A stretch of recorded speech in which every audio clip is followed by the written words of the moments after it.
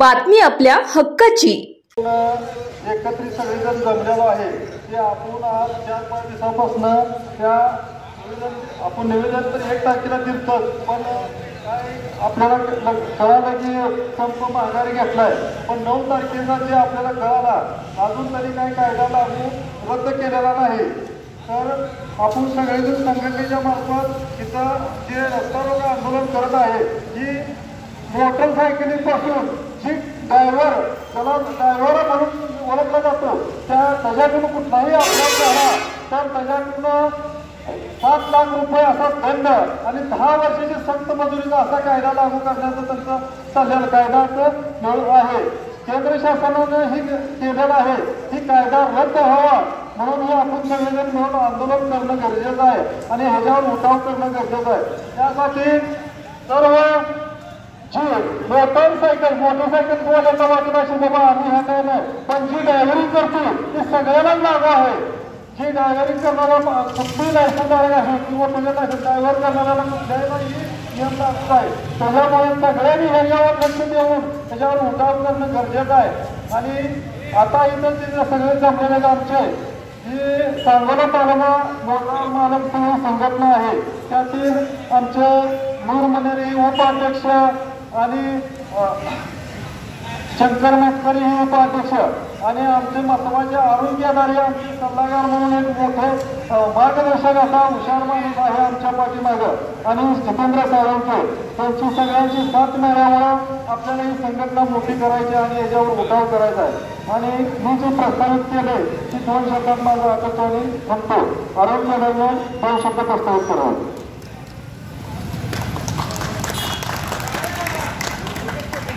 आज आपली व्यथा मांडण्यासाठी मोटार मालक चालक संघटनेचे सर्व कार्यकर्ते या ठिकाणी हा कार्यक्रम हा रस्ता रोको आमचा निषेध नोंदवत असताना ज्या ज्या मंडळींना या आंदोलनामुळे तास अर्धा तास थांबावं लागलं त्या सगळ्यांची दिलगिरी व्यक्त करतो आणि आमच्या वेदना आमच्या संवेदना आपण समजून घ्याल अशी अपेक्षा व्यक्त करतो। आणि कमीत कमी आपल्या समोर कुठे ऍक्सिडेंट झाला तर त्या ड्रायव्हरच्या पाठीमागं आपण खंबीरपणाने उभा राहाल अशी या संघटनेच्या वतीनं अपेक्षा। भाऊसाहेब गायकवाड, सांगोला तालुका मोटार मालक चालक संघटनेचा अध्यक्ष या नात्यानं आज जे आम्ही रस्ता रोको आंदोलन केलं ही आमच्यावर ऋण हिट ही कायदा लागू केल्यामुळं आम्ही ही कायदा रद्द व्हावा आणि आमच्या जे ड्रायव्हर लोकांवर जे अन्याय होत्यात ते अन्याय आमच्यावर होऊ नये। कुठेही शेतकऱ्याकडे एखादा माल भरायला गेला तरी शेतकऱ्यापासून माल भरत असताना ती काय आपण वजन केलेलं नसतं, कच्चा माल असल्यामुळं कमी जास्त होत असतो आणि ह्याच्यावर चुकून RTO आला आडवा तर अन्याय होतो। ह्याला कुठं तर आम्ही आवाज उठावा म्हणून आज आमच्या संघटनेच्या मार्फतीनं सगळ्यांना शेतकरी बांधवांना मोटर मालकांना आणि चालकांना सुद्धा आमच्याकडून ह्या संघटनेमार्फत मदत व्हावी आणि हे म्हणून आमची संघटना अतिशय मोठ्या प्रमाणानं आम्ही एका ठिकाणी येऊन आज जे रस्ता रोको आंदोलन केलं ह्यात आम्हाला सगळ्या ड्रायव्हर चालक मालक सगळ्याकडून प्रतिसाद मिळाला आणि ह्या प्रतिसाद मिळाल्यानं आम्ही ही संघटना बळकट करू शकलो आणि आम्हाला तिथं न्याय मिळावा म्हणून आम्ही निवेदन दिलं तरी शासनाने याची दखल घ्यावी अशी आमची एक चालक मालक यांच्याकडून विनंती आहे। तरी लवकरात लवकर आमच्यावर जी ऋण हिट कायदा लागू करण्यात येणार आला आहे हे रद्द करावा यासाठी आज आम्ही इथं एकत्रित सगळेजण जमलो आहे। आणि पोलीस टोल नाक्यावर जी पोलीस ट्रॅफिक हायवे पोलीस थांबतात हे सुद्धा ह्यांच्याकडून सुद्धा आम्हाला काही वेळेस त्रास होतो। ही त्रास बनण्यासाठी आमची संघटना त्यास एकत्रित येऊन तिथं जी चालकावर किंवा वाहन मालकावर त्रास होतो ह्याच्यावर आम्ही न्याय मागण्याचा ही करू। तरी जी काही वाहनधंद्यात व्यवसायात जी अडचणी याला संघटना मी स्वतः वैयक्तिक हरिभाऊ गायकवाड स्वतः तिथं जाऊन लक्ष देऊन त्याच्यावर जे अन्याय होत असेल त्याच्यावर आम्ही न्याय मागण्याचा प्रयत्न करू। आणि हे एवढे बोलून माझे 2 शब्द संपवतो। जय जिजाऊ जय शिवराय। सांगोला तालुका मोटार मालक चालक संघटनेच्या वतीनं आज पंढरपूर बायपास या ठिकाणी रस्ता रोको आंदोलन करण्यात आलं।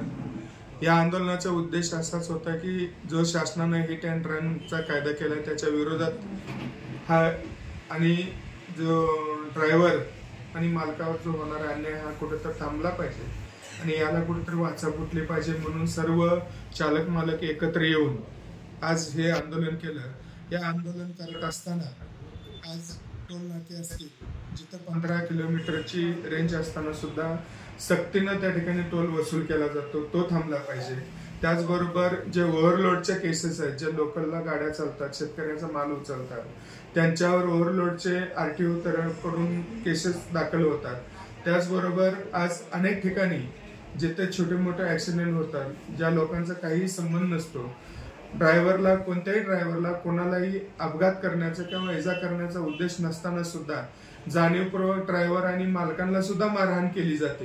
हे कुठेतरी थांबलं पाहिजे आणि हे जर थांबलं तरच आमचा ड्रायव्हर जो अपघात झालाय आणि जे अपघातग्रस्त आहेत त्यांना हॉस्पिटलपर्यंत पोहोचवू शकतो।